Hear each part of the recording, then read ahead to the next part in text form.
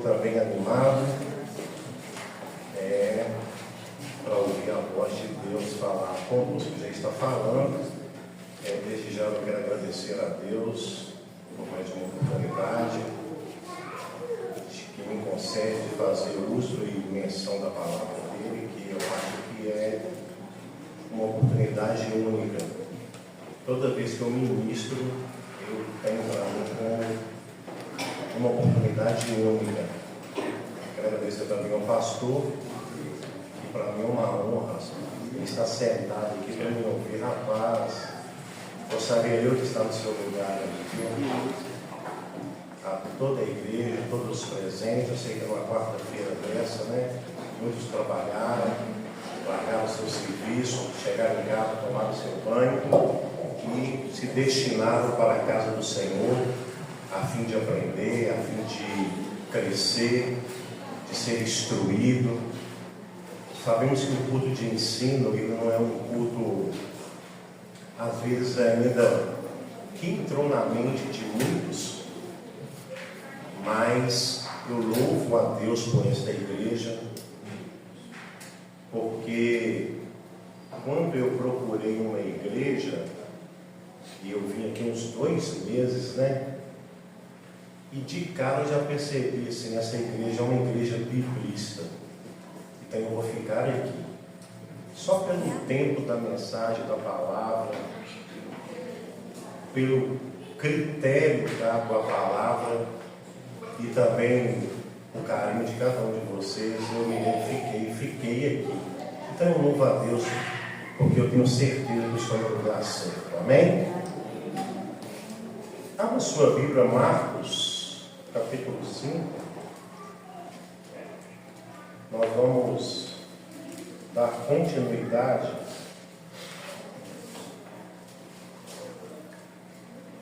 ao que nós começamos a falar na quarta passada. Obrigado. Marcos, capítulo 5.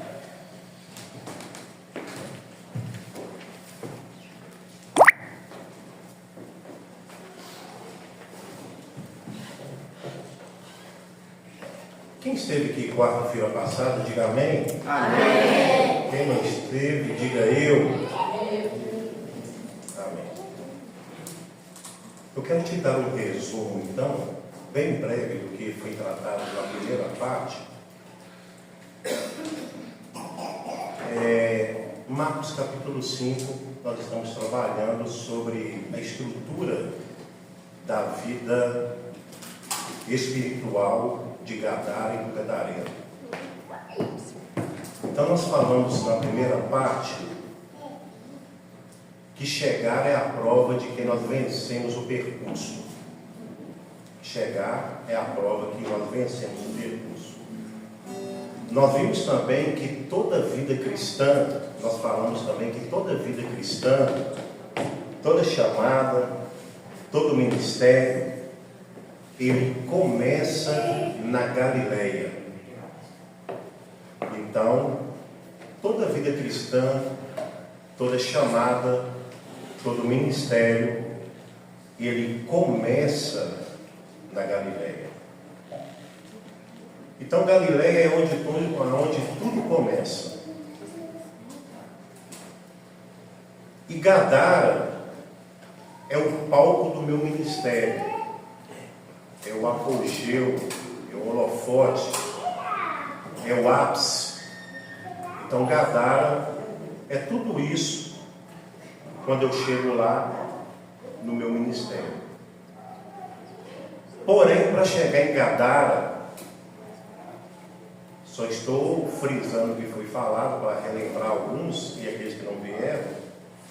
Para chegar em Gadara, vai ser exigido de mim, de você, algumas coisas.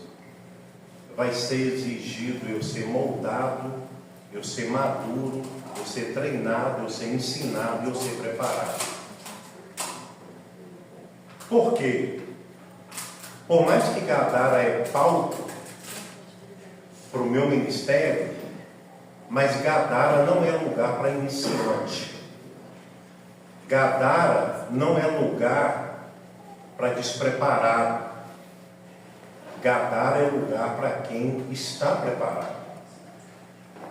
E nós vamos ver por que Gadara exige amadurecimento, eu ser moldado, preparado, treinado, ensinado e estar pronto para estar nesse ambiente. E nós finalizamos dizendo que 4 coisas são necessárias para mim desenvolver o crescimento. 4 coisas são necessárias para mim desenvolver o crescimento. Primeiro é eu querer crescer. Segundo é eu decidir crescer. Terceiro é eu esforçar para crescer. E 4 é eu persistir em crescer. Então nós finalizamos aqui a primeira parte de Marcos capítulo 5, onde nós só ficamos e chegaram. Então vamos ler o texto, Marcos capítulo 5, a partir do versículo 1, que nos diz assim: 5:1, a partir. E chegava à outra margem do mar, a província dos Gadarenos. E saindo ele do barco, lhe saiu logo ao seu encontro dos sepulcros um homem com um espírito imundo. Versículo 3: o qual tinha sua morada nos sepulcros, e nem ainda com cadeias o podia alguém prender, porque tendo sido muitas vezes preso por grilhões e cadeias ou correntes, as cadeias foram por ele feitas em pedaços, e os grilhões em migalhas, e ninguém podia o amansar. Verso 5: e andava sempre de dia e de noite, clamando pelos montes e pelos sepulcros, e ferindo-se com pedras. Pois bem, esse texto ele é muito rico. Por isso eu decidi trabalhar ele em 3 partes, mas na verdade, para cada versículo aqui existe uma mensagem. Só que não dá para nós aprofundar aqui.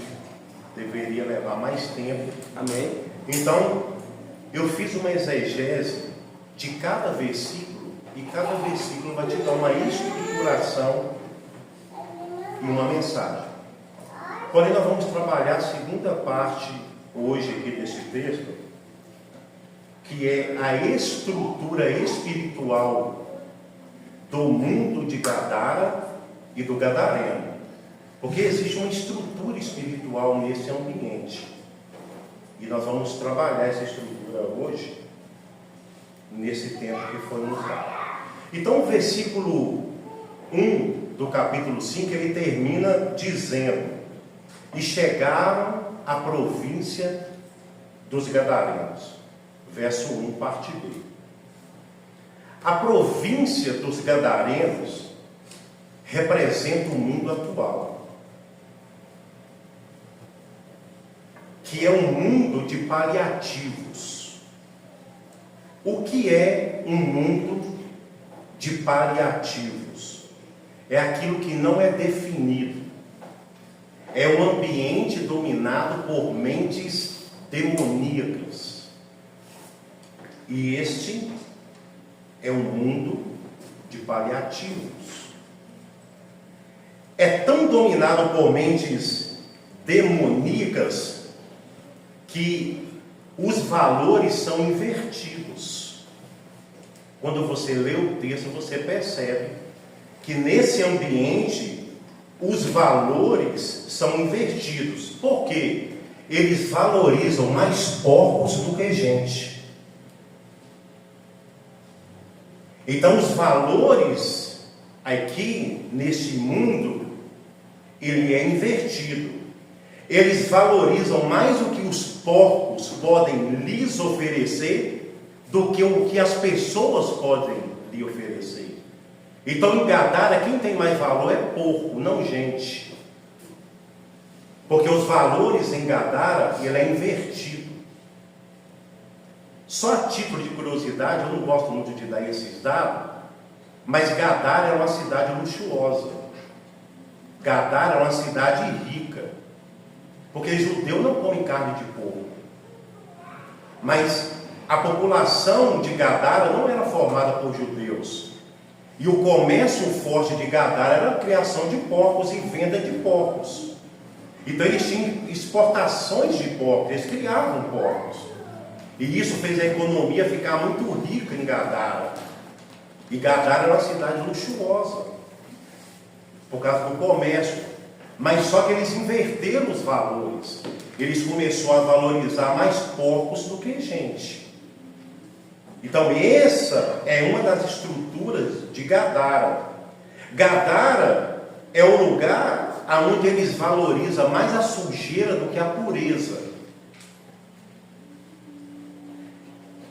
Porque porcos é o simbolismo de sujeira.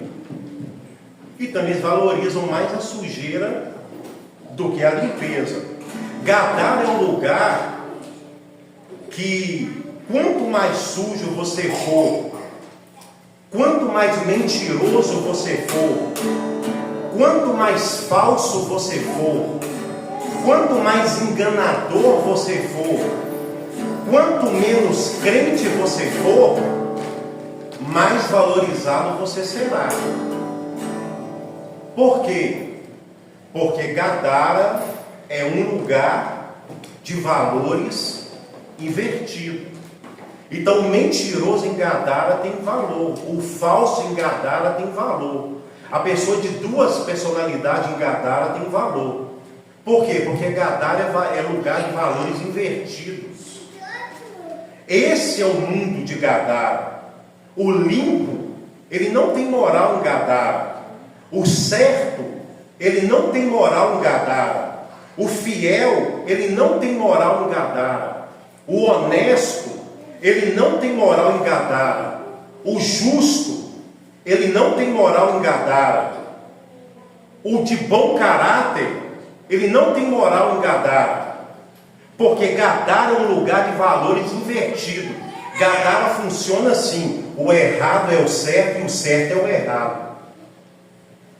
Esse é Gadara. Então nós precisamos atentar para esse universo, para esse mundo. Essa mesma Gadara que eu menciono, que a Bíblia nos menciona, é a Gadara que nós vivemos hoje. É o mundo atual. Gadara, do texto de Marcos 5, faz menção a Gadara do mundo de hoje que nós vivemos. Um mundo onde valores e princípios estão invertidos. Quando você olha para o mundo de hoje, os valores estão invertidos, condutas estão invertidas, famílias estão invertidos, sexo está invertido, casamento está invertido, honra está invertido, princípios está invertido, adoram-se mais a criatura do que o Criador. Então os valores estão invertidos, mas ainda há esperança. Por quê? Porque Jesus vai pisar em Gadara. Mesmo sendo um ambiente que valoriza mais a sujeira do que a pureza, mesmo sendo um ambiente onde o sujo tem mais valor do que o limpo, não importa. Jesus vai pisar para mudar essa atmosfera. Porque o texto diz: e chegaram. E o texto vai continuar dizendo: e saíram do barco. Pois bem, quando o texto diz: e saíram do barco, o texto está dizendo que Jesus entrou em uma atmosfera de um homem que não procurava por ele. Quando Jesus sai do barco, ele entra em uma atmosfera de um homem que não procurava por ele. Jesus pisa na terra dos gadarenos. Me escute, nada vai impedir de Jesus pisar em certos ambientes por causa de certas pessoas. Então essa é uma verdade que você já tem que guardar ela. Porque independente de certas pessoas, Jesus mesmo assim vai pisar nesses ambientes. Então independente das pessoas, Jesus vai pisar. Jesus vai sair do barco. Nada vai impedir de Jesus pisar, me escute, na sua casa. Nada vai impedir de Jesus entrar na sua família. Nada vai impedir de Jesus entrar no seu casamento, no seu universo. Nem que se levante uma tempestade no meio do trajeto, no meio do percurso. Nem a tempestade vai ser capaz de impedir de Jesus entrar no teu mundo, no teu universo.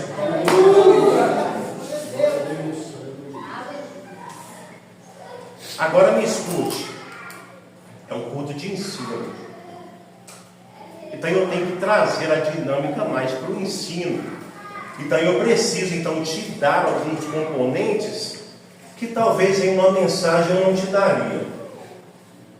Eu disse que Jesus vai entrar, vai pisar em certos ambientes, independente das pessoas. Agora você precisa saber uma coisa e diferenciar isso. O que? Pisar é uma coisa, permanecer é outra coisa. O texto diz que Jesus pisou, entrou. Deus vai nos dar a oportunidade de pisar em certos lugares, em certos ambientes, mas Ele não vai permitir você ficar em certos lugares e em certos ambientes.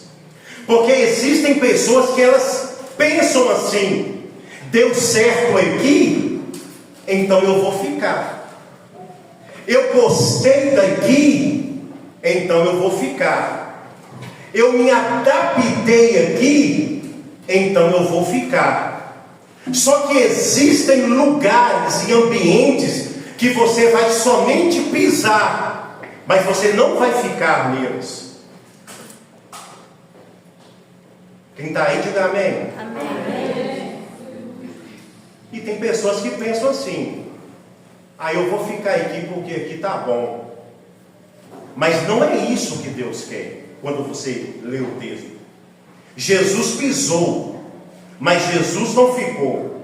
Então eu não posso me apegar a certos lugares.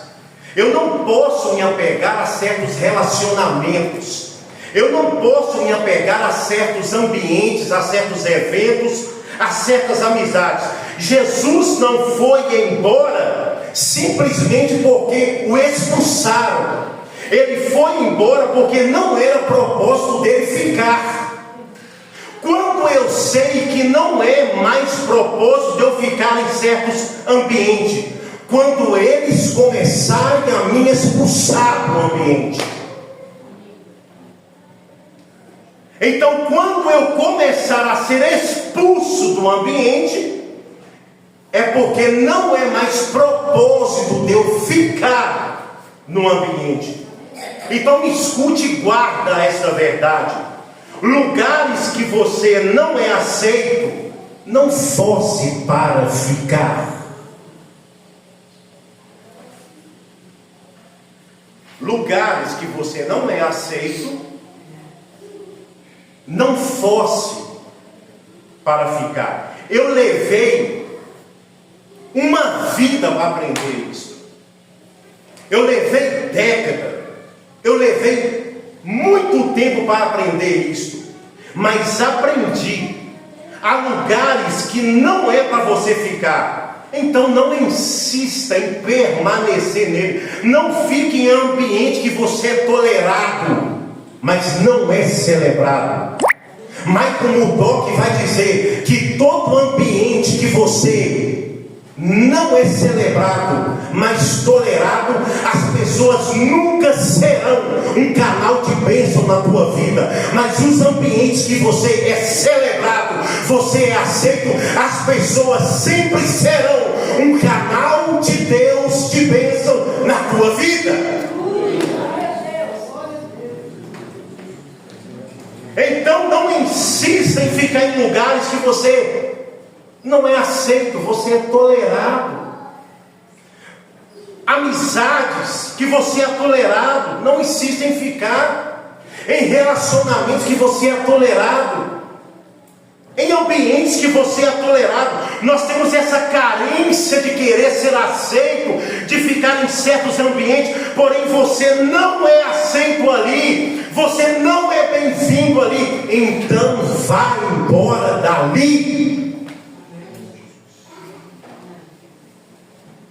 Por que você está falando isso? Porque é um culto de ensino, então eu posso falar. E isso vai curar muita gente. Porque você está pensando assim, aquele lugar já era para mim ter saído, agora eu entendi, Jesus. Eu pisei e fiquei, mas o Senhor queria que eu só passasse por lá, que eu não permanecesse lá. Jesus, Ele nos ensina isso. Ele não força em momento nenhum ficar em Gadara. Eles não querem Ele lá. E o que Ele falou? Vocês não querem que eu fique? Tranquilo, sem problema, então eu vou embora. Jesus está nos ensinando que existem lugares que você vai e faz o que tem que ser feito e depois vai embora e não queira ficar. Você só vai pisar e ir embora. Você só vai orar e ir embora. Você só vai aconselhar e ir embora. Você só vai tratar as feridas e ir embora. Você só vai expulsar um demônio e ir embora. Você não vai ficar.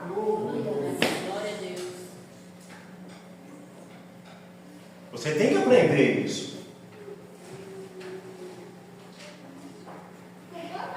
Você vai entrar, fazer o que precisa ser feito e ir embora. Foi o que Jesus fez. O gadareno é o tipo de pessoa que não procura Jesus, mas Jesus está à procura dessas pessoas. Tem pessoas no mundo do pecado, no mundo dos vícios, em prisões, mas mesmo assim elas não estão à procura de Jesus. Elas estão sofrendo, mas elas não estão à procura de Jesus. Elas estão padecendo, mas elas não estão à procura de Jesus. Em contrapartida, existem pessoas que estão na igreja, mas também não estão à procura de Jesus. Sabe por que elas não estão à procura de Jesus? Porque Jesus é um Jesus que liberta. Jesus é um Jesus que traz mudança de comportamento. Jesus é um Jesus que traz mudança de caráter. Jesus é um Jesus que traz mudança de temperamento. Jesus é um Jesus que traz mudança de conduta, mudança de rota. Jesus é um Jesus que não rouba. Que aquele que rouba não rouba mais, porque ele traz mudança. Aquele que mente não mente mais, porque ele traz mudança. Aquele que tinha dupla comportamento não terá mais, porque ele traz mudança. Então as pessoas não querem ter uma vida com Jesus, mesmo estando na igreja. Porque uma coisa é quem está no mundo sofrendo, mas não está à procura de Jesus. Outra coisa é quem está na igreja, mas também não está à procura de Jesus. Por quê? Porque ele sabe que se ele encontrar Jesus, ele terá um choque de realidade, de mudança. E ele não quer mudança. É uma verdade. As pessoas querem vir para a igreja e continuar do mesmo jeito, com os mesmos comportamentos, com os mesmos hábitos, com os mesmos vícios, com os mesmos pecados, com as mesmas condutas. É um culto de ensino. O que as pessoas querem é só se livrar das cadeias e grilhões que empreendem, mas elas não querem se livrar do velho eu. Elas querem se livrar das cadeias, das correntes e dos grilhões, mas elas querem viver soltas, mas com os mesmos hábitos, os mesmos costumes, os mesmos aprendizados, as mesmas mentiras, os mesmos jeitos, os mesmos comportamentos. Elas não querem encontrar Cristo. Por quê? Porque quando elas encontram Cristo, automaticamente elas têm que passar por um processo de mudança. É automático. Ninguém encontra Cristo e permanece do mesmo jeito. Todos que encontraram Cristo tiveram uma mudança. Só aqueles que não encontraram ainda não conseguem mudar. Então Cristo gera mudança. E o que as pessoas querem hoje? Serem livres, mas com os mesmos comportamentos. Elas querem segurança, elas querem paz, comodidade, estabilidade, prosperidade, mas elas não querem que Jesus as mude. Elas querem todos os benefícios, mas elas não querem o benefício maior. Qual é a mudança? O velho eu morrer. Elas querem paz, elas querem prosperidade, elas querem dinheiro, elas querem casa boa, elas querem viajar, elas querem segurança, elas não querem que a doença entre na casa delas, elas não querem que os filhos delas se percam, elas querem todos os benefícios, mas elas não querem compromisso com Cristo. Por quê? Porque encontro com Cristo gera compromisso, e as pessoas não querem compromisso.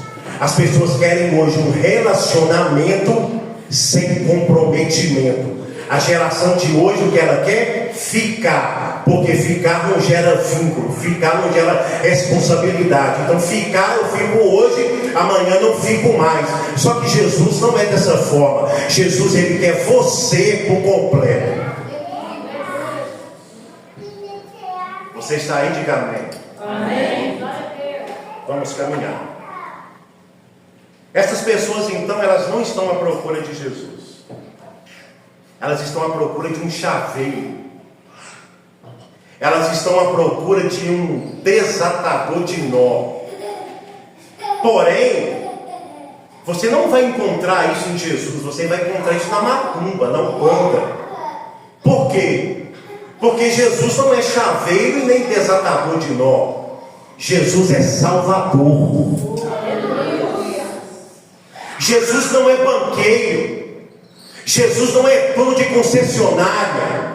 Jesus, ele é Salvador. Você precisa entender isso quando você vier na igreja, que Jesus não é Papai Noel, Jesus não é dono de quem dá presente, Jesus não é dono de banco, Jesus não é dono de concessionária, Jesus não é dono de imóveis. Não, ele não é nada disso. Ele pode até ter isso para te dar, mas o que ele é de verdade, na sua essência, ele é Salvador.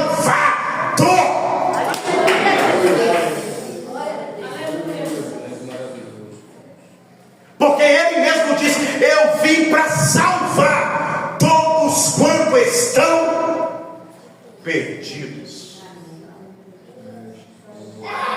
Então a proposta maior do Evangelho não é te dar coisas, é te salvar do inferno. Você precisa entender isso. Porque o texto vai dizer: do que adianta um homem ganhar o mundo inteiro, né? E perder o quê?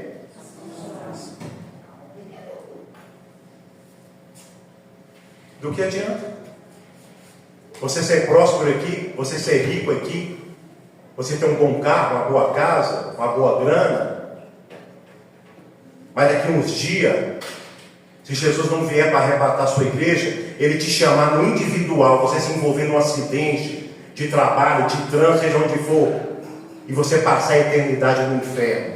Os seus bens vão ficar aqui. Os seus parentes vão vender, vai consumir, vai acabar. O seu carro, você tem tanto ciúme. Pessoas vão andar que você nem sabe quem que é, vai tomar o seu carro, vai tomar seus bens. E aí? Mas e a sua alma? Aonde estará? Então o que as pessoas hoje querem? Elas querem ficar livres dos grilhões e das cadeias. Mas elas querem continuar com a mesma conduta de vida. Diz o texto que esse homem tinha um espírito imundo. E nós estamos caminhando. Isso fala da sua identidade espiritual. Espírito imundo. Versículo 2. Que ele sai do sepulcro, um homem com espírito imundo. Isso fala da sua identidade espiritual. Não tem como você preservar a sua identidade limpa se você convive em meio a porcos. Guarde isso. É impossível você preservar a sua identidade limpa se você convive em meio a porcos. Porcos aqui representam um ambiente em que pessoas não preocupam com a limpeza, com a santidade, com a pureza.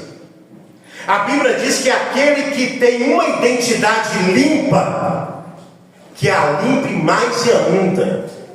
E a Bíblia também vai dizer que aquele que tem uma identidade suja, que suje mais.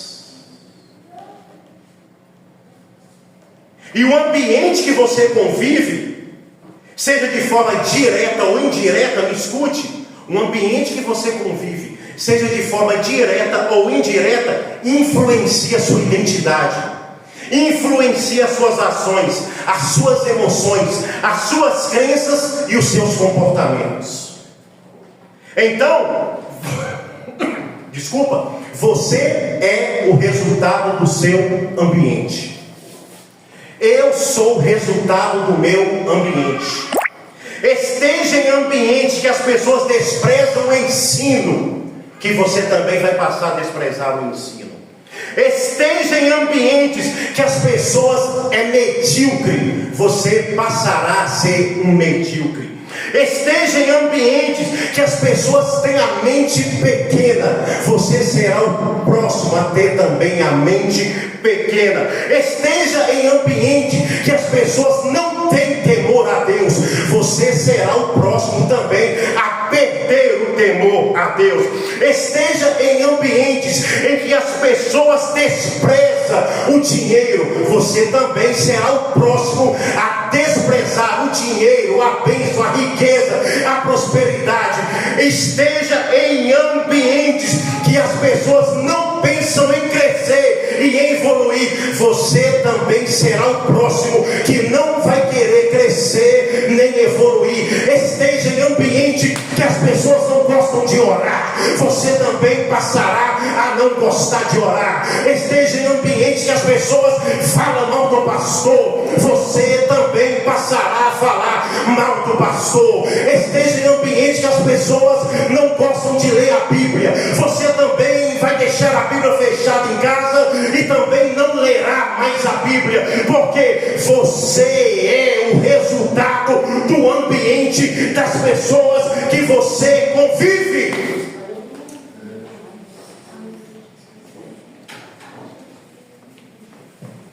É uma pura verdade, mas é verdade. Eu sou o resultado das pessoas que eu andei. Eu sou o resultado das pessoas que eu sentei para ouvir.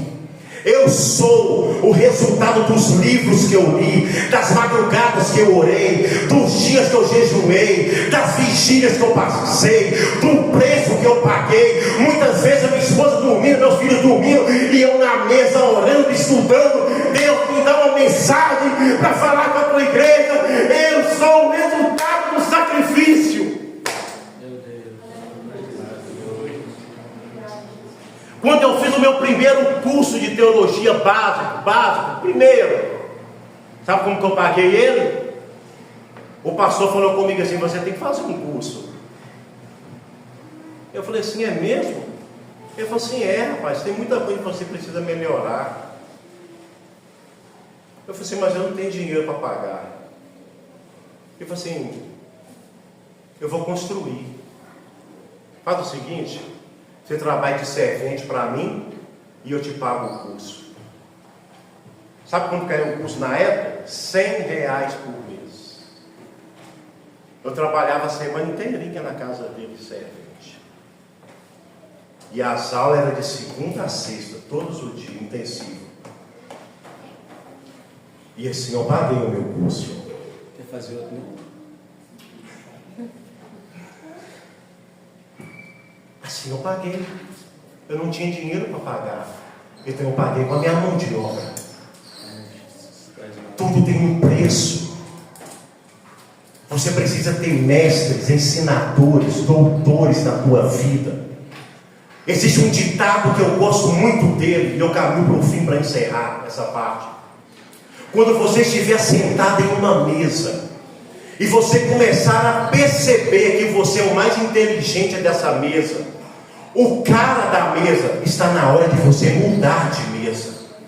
Porque você precisa sempre estar bebendo de uma fonte acima de você. O problema é que as pessoas falam assim: eu já sei demais, eu já aprendi demais. Eu sou um ótimo profissional, eu sou um ótimo mecânico, um ótimo eletricista, um ótimo não sei o que lá, soldador. Eu não preciso aprender mais.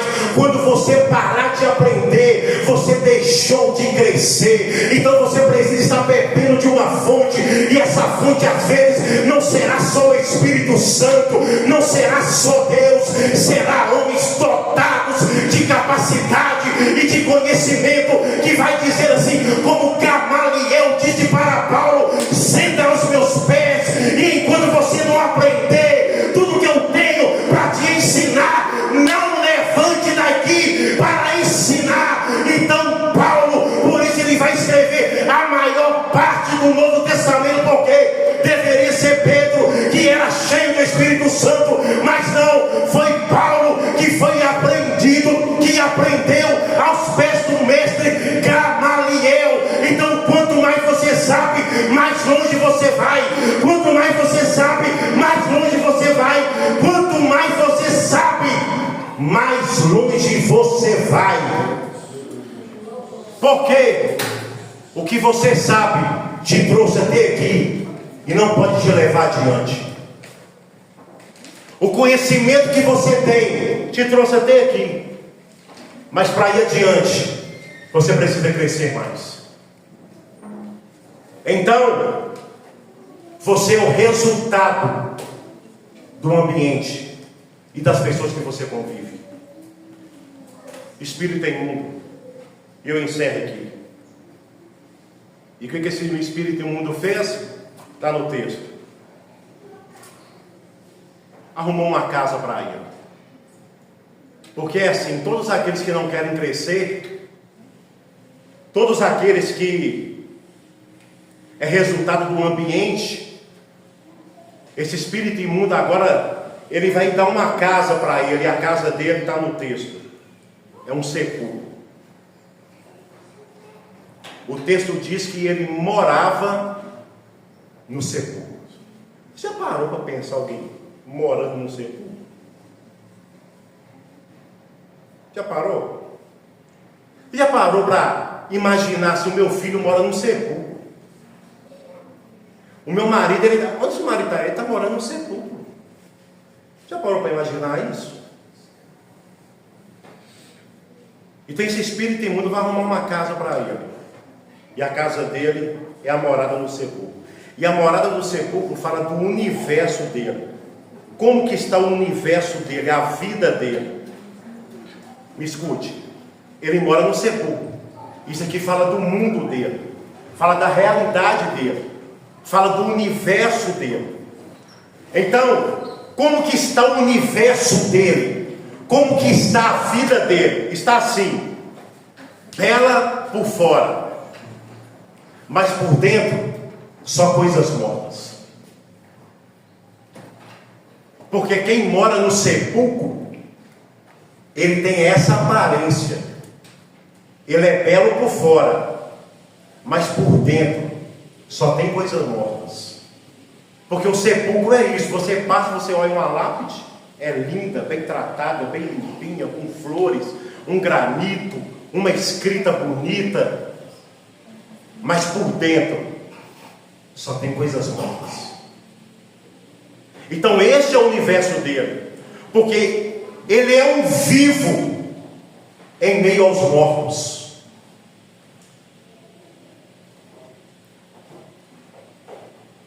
A única coisa que você consegue ver é esperança nele, é a vida.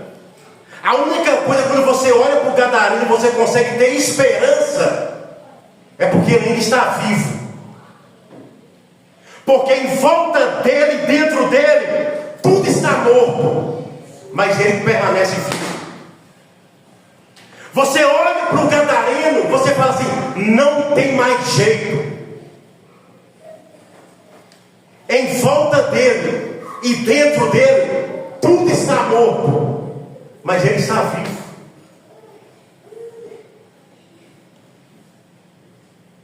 Esse ambiente, essa morada no sepulcro, é um ambiente que quer prender seus sonhos, seu potencial, seus projetos, suas habilidades, o seu dom, a sua alegria.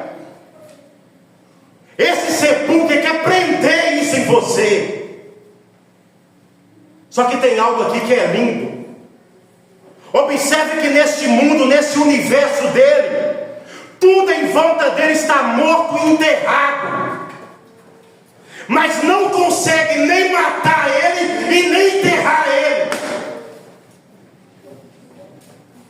Você conseguiu entender? Tudo em volta dele está morto e enterrado. Porém, esse espírito imundo, pastor, não consegue nem matar e nem enterrar ele. Ele está vivo. E enquanto há vida, há esperança. Enquanto o teu marido está vivo, há esperança. Enquanto o teu filho está vivo, há esperança. Enquanto a tua casa, há esperança. Enquanto a fé, há esperança. Enquanto a oração, há esperança. Enquanto a fé, há esperança. Enquanto a batalha, a luta, há esperança. Porque tudo em volta pode estar morto e enterrado, mas você está aqui vivo.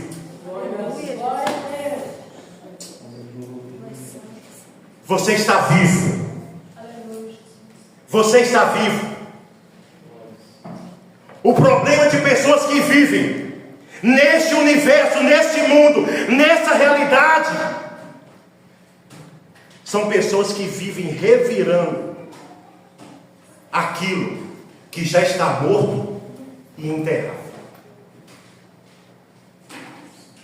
Pessoas que vivem em sepulcros são pessoas que vivem revirando feridas passadas, traumas passados, perdas passadas, decepções passadas, traições passadas, abusos passados, abandono passados, amizade passadas. Elas vivem em constante movimento com aquilo que está morto e enterrado. Morto e enterrado. Mas ela faz questão de ir lá e desenterrar. Eu fui acusada há 20 anos. Eu não consigo me curar. Ela vai lá e desenterra. Fulano me traiu. Ela vai lá e desenterra. Ela vive revirando em sepulcros.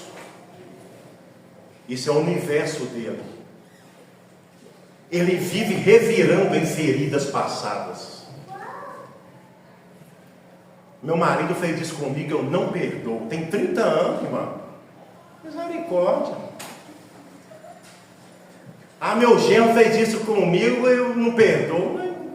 Você já é até avó, você ainda não perdoou o camarada?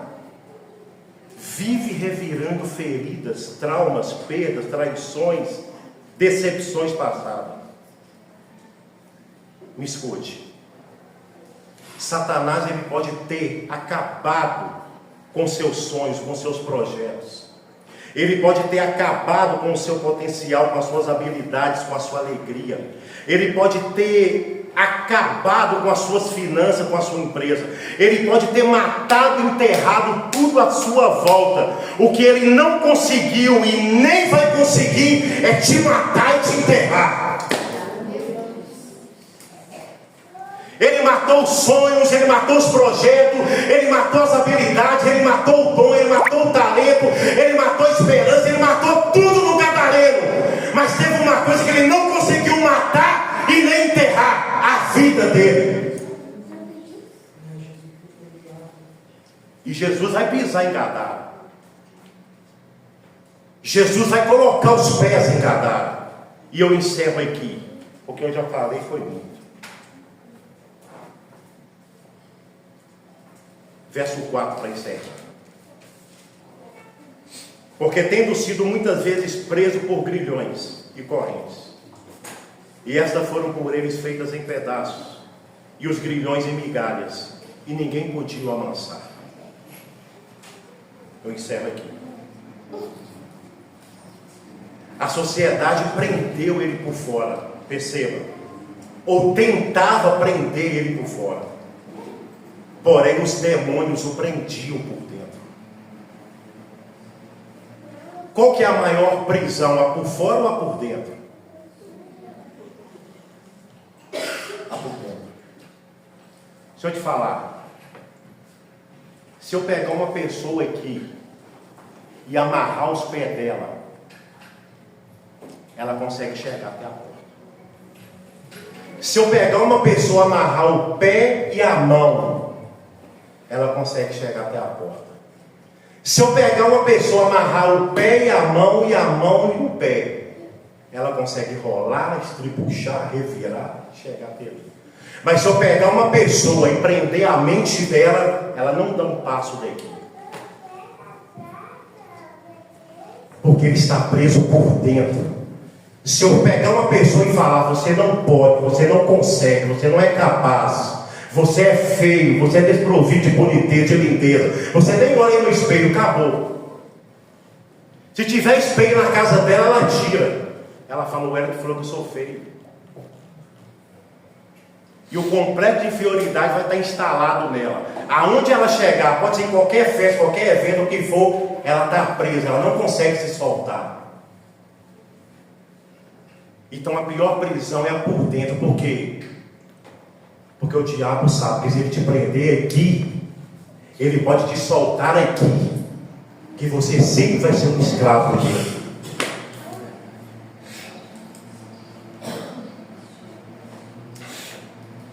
Perceba que os recursos humanos, grilhões e correntes, tentavam dominar ele, prendia ele com corrente e com grilhões, está no texto. Mas por que não conseguia? Porque tudo aquilo que é espiritual não se doma com coisas carnais. Prendia ele com corrente e com grilhões, ele soltava. Por quê? Porque tudo aquilo que é espiritual não se doma com as ferramentas humanas. Tudo aquilo que é espiritual se doma, se luta, se batalha, se destrói com armas espirituais. Então prendia, ele soltava. Prendia, ele soltava. E esse soltar dele fala de uma falsa sensação de liberdade. Toda vez que ele se soltava, o diabo falava com ele: você está livre. Está vendo como é que eu sou bom com você? Te dei força até para você soltar. E ele tinha uma sensação de liberdade. Todas as vezes que ele quebrava os grilhões e as correntes, isso proporcionava nele essa falsa sensação de liberdade. Quantas pessoas estão pensando que estão soltas, livres, quando na verdade estão presas.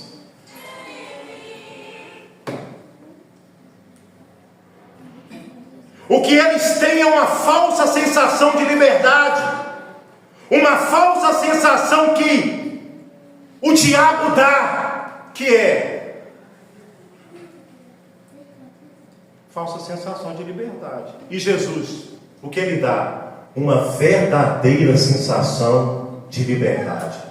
Porque quando Jesus liberta, ele liberta mesmo. Quando ele livra mesmo. Quando ele quebra mesmo. Quando ele desfaz mesmo. Quando ele tira mesmo. Quando ele abre mesmo. Quando ele fecha mesmo. Quando ele manda você ir, pode ir, porque você está livre de verdade.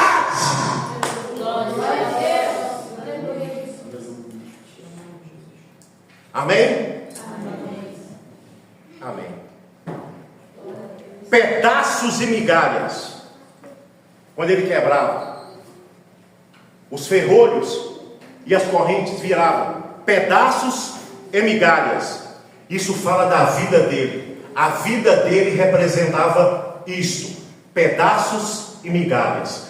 Ele vivia de pedaços e migalhas. Pedaços e migalhas. Eu não sei se você está vivendo dessa forma, mas eu tenho uma palavra profética para você. Jesus vai interromper esse ciclo na tua vida de pedaços e migalhas. Pedaços e migalhas. Ele vai te dar uma vida inteira por completa, um casamento por completo, uma família por completo, uma vida próspera por completo, uma saúde por completo. Ele vai restaurar a tua história por completo. Aleluia. Pedaços e migalhas é o que o diabo tem para oferecer. Então essa é a vida dele. Pedaços e migalhas. Pedaços e migalhas. Verso 5. E andava dia e noite. Deixa eu perguntar, quem que anda dormindo aí? Porque o texto diz que ele andava de dia e de noite. Direto, constantemente, sem parar. Ele andava, ele se movimentava. Ele não tinha paz, ele não tinha sossego. Ele andava de dia e de noite, de dia e de noite. De dia e noite. Então, os demônios estão trabalhando para colocar esse homem em um estado. O que eles querem fazer? Eles querem tirar o sono.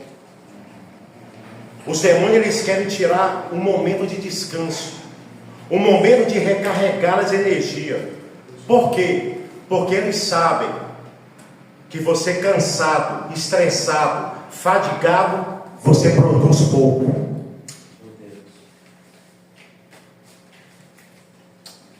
Porque o seu senso de humor é alterado, a sua mente é alterada, a sua percepção é alterada, o seu raciocínio é alterado, a sua forma de tratar as pessoas é alterada.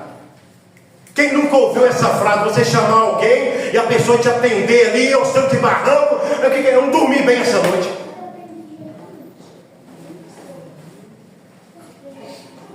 Olha, nem fala comigo que essa noite eu não dormi. Mas eu te falar uma coisa aqui para me passar a palavra para o pastor.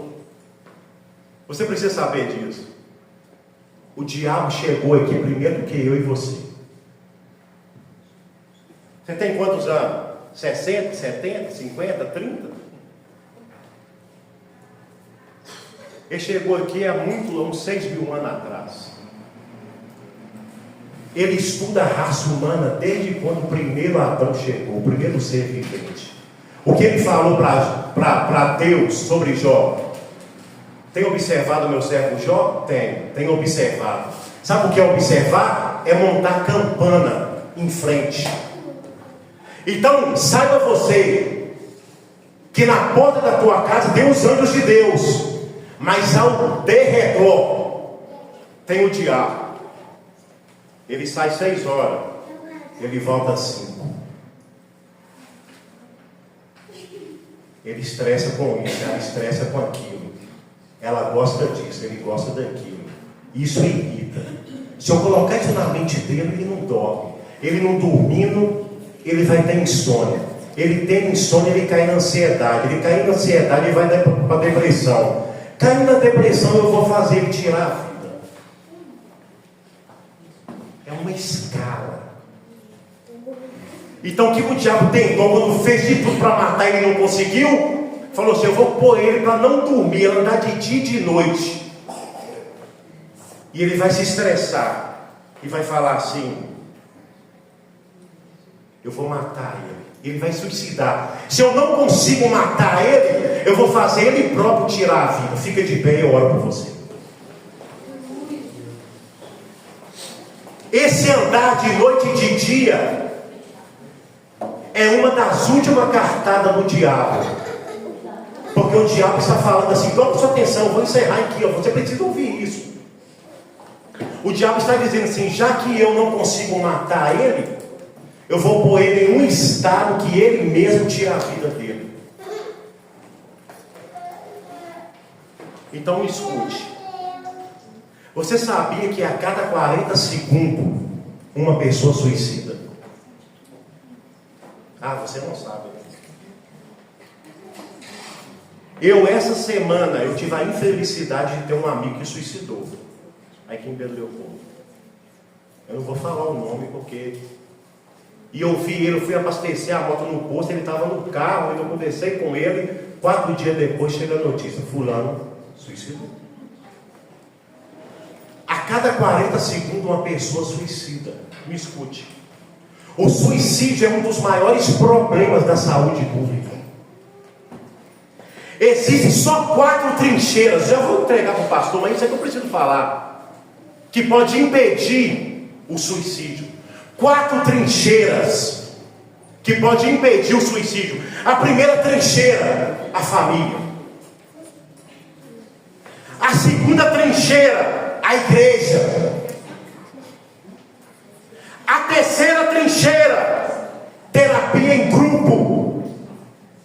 A quarta e última trincheira, esclarecer o assunto. Só que aqui nós temos um grave problema, e eu encerro aqui. Esse é o papel da igreja. Mas as igrejas não estão interessadas nesse assunto.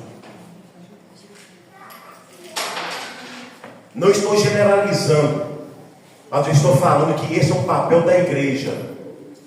Mas a igreja não está interessada neste assunto. Porque a maioria das igrejas... Eu vou encerrar aqui. Por que elas não estão interessadas? Vai doer, mas vai sarar. É porque a maioria está interessada na lã da ovelha e não na vida da ovelha.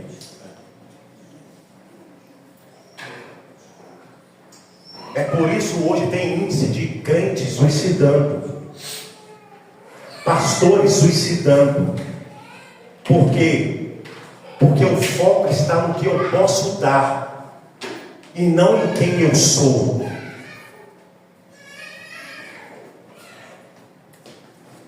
Então o diabo, que é um ser inteligente, ele quer te colocar nesse ponto.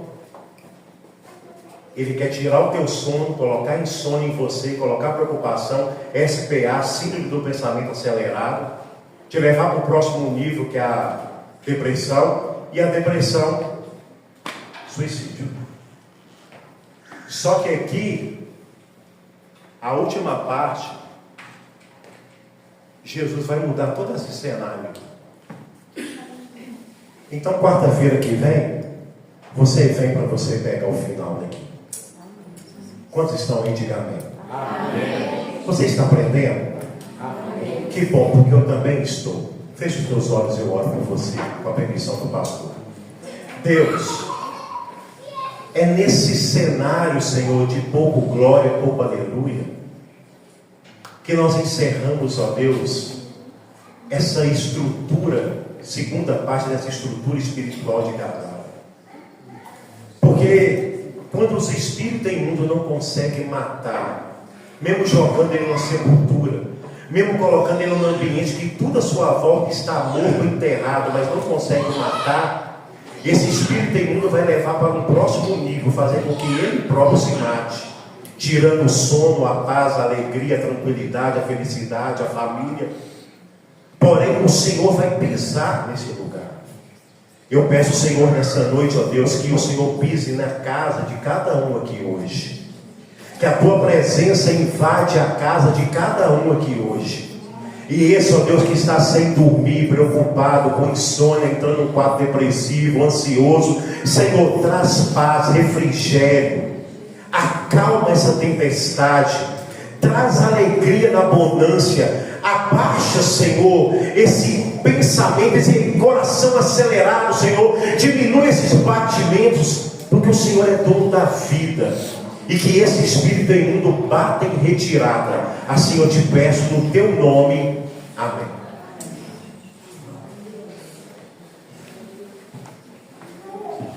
Glória a Deus.